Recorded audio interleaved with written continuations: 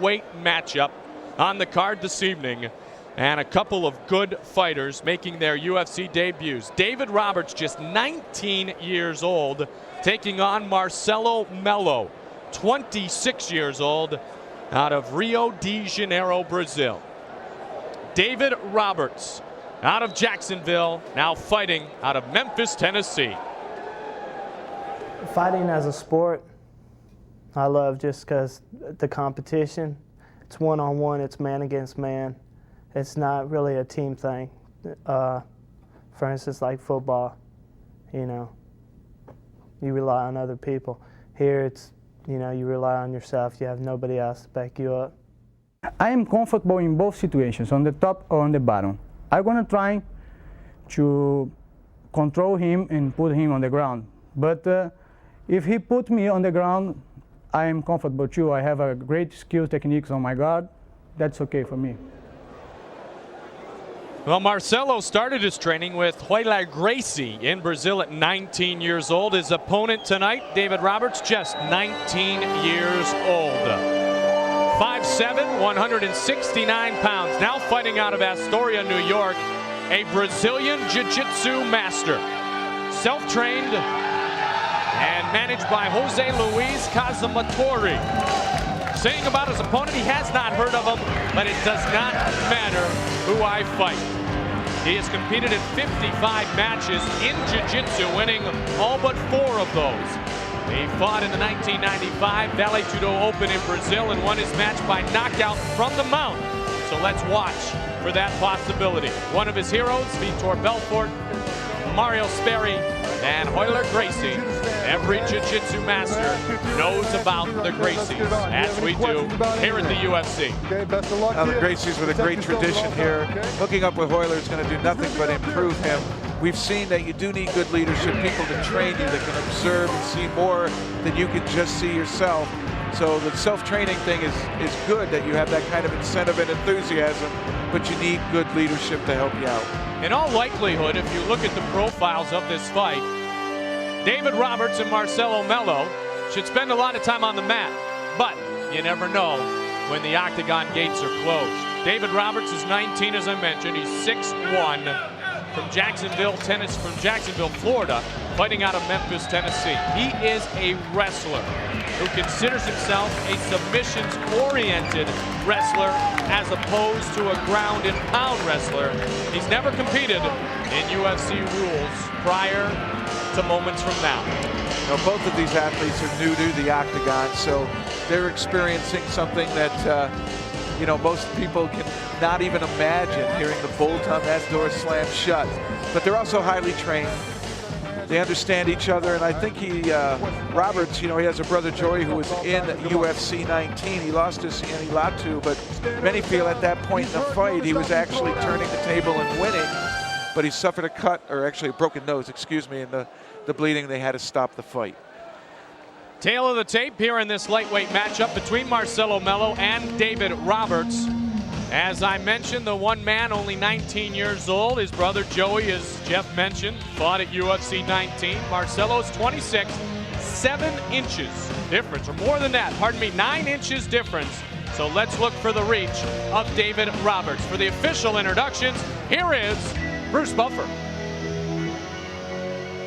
Our next event is a lightweight bout beginning with the fighter that's standing to my left. He is a Brazilian Jiu-Jitsu fighter with a tournament record of 51-4. Standing 5 feet, 7 inches tall, weighing in at 169 pounds. He is originally from Rio de Janeiro, Brazil, and is now fighting out of Astoria, New York. Please welcome Marcelo Melo. And his opponent, standing to my right, he is a wrestler with a record of 4-0 in shoot fighting. Standing 6 feet, 1 inch tall, weighing in at 169 pounds. He's fighting out of Memphis, Tennessee, and tonight is making his octagon debut. Please welcome David Roberts. And our referee for the rest of the evening is Big John McCarthy. With newcomers, our first chance to introduce Big John McCarthy. His 23rd UFC, a constant since UFC 2. Here we go. Are you ready? Are you ready? Let's get it on. Come on. The 4 most famous words in the UFC. Let's get it on. David Roberts, Marcelo Melo in a lightweight matchup before we feature heavyweights for the remainder of the night. The quickness of the lightweights is always something to look for. These are two people that like the ground game, so it's interesting here. They're measuring each other out with striking distance. Ooh, nice front kick there by Melo. The quickness is just so devastating.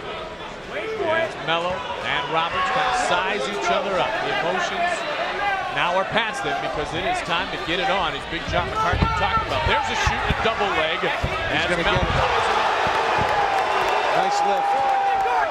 That's the best thing he can do, and he's going to look to knee here potentially here from the side mount. So he could be throwing a right knee right now. Come on, take your time. It's almost as Roberts heard you because he protected that side of his head with the left. Full mount. And this is a dangerous spot. Oh, elbows. Uh-oh, he showed his back. Roberts shows his back. Watch it. Watch the back of the head. John Let's go. McCarthy, right inside. Strikes to the back of the head are not allowed under UFC rules. The elbows to the back of the head are not allowed. You can use a forearm, but I think that's going to be it. He never got off his belly to defend himself. Never got off his belly to defend himself. A fight is stopped when a fighter cannot intelligently defend himself. So the fight is stopped 1 minute and 23 seconds in. Marcelo Melo victorious in this lightweight matchup. It's something that is pointed out in the fighter manager meetings each time, and that is if you turn to your belly to defend yourself and cover your head and do nothing but absorb blows, don't do any kind of movement, skill, or offense to change the position, the referee will intervene. And in that case, Big John McCarthy saw repeated blows to the head. Roberts did not do anything to change the position. He stopped the fight. Breathe. You got more adrenaline than any of them. But Melo, very impressive. Able to get to the mount position. That's a specialty of his style, jiu-jitsu. He wanted to take his opponent down. He wanted to get on top. Jiu-jitsu considers the mount the most dangerous position. Up the bumper.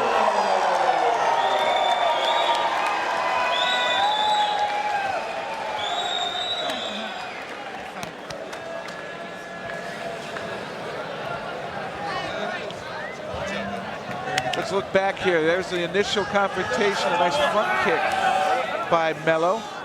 Made Roberts think twice about walking straight in. But it was Melo who was pressing for a takedown, wanted to get inside range so he could reach the legs. He was able to do so, and here does a beautiful lift, dumping his opponent. By lifting that way, you get yourself to a side mount immediately. Very smart tactic.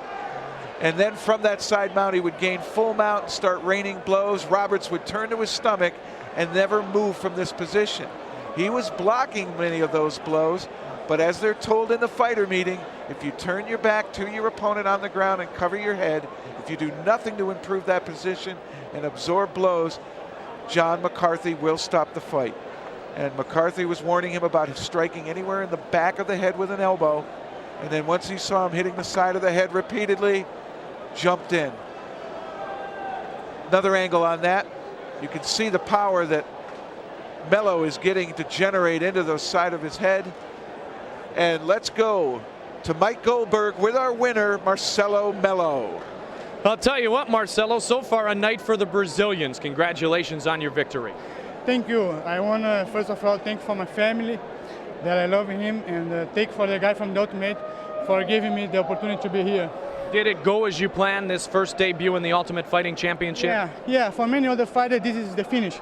For me, it's the beginning. I hope fight more than 10 Ultimates if I can. What was it that you felt you could do effectively? What was your biggest asset coming into the octagon tonight? Man, you have to be ready, you know, for all kind of situations, all kind of positions. You can commit a mistake right here, you know. Here's the judgment. I call this day like the judgment day. It's the day to prove who have the best skills and techniques. Let's take a look at some of the fight, and I know you were just watching it with me. You were very impressive with your strikes. From the down position, you used the back of the arm very well. Yeah, I study a lot that kind of situation. Yeah, I studied with my friend Royler Gracie, that they teach me what to do in this kind of fights. And that's it. It's a result of my work, and I work hard for this. Thank you all. When David gave you his back, did you know it was soon to be over? No, I don't. I try to don't think about what's going on during the fight. I try to only do my job. And I wait for my cat, because I can punch more, but he was definitely. You did your job wonderfully tonight. Congratulations on the victory. Thank you all, and I would like to say thank you.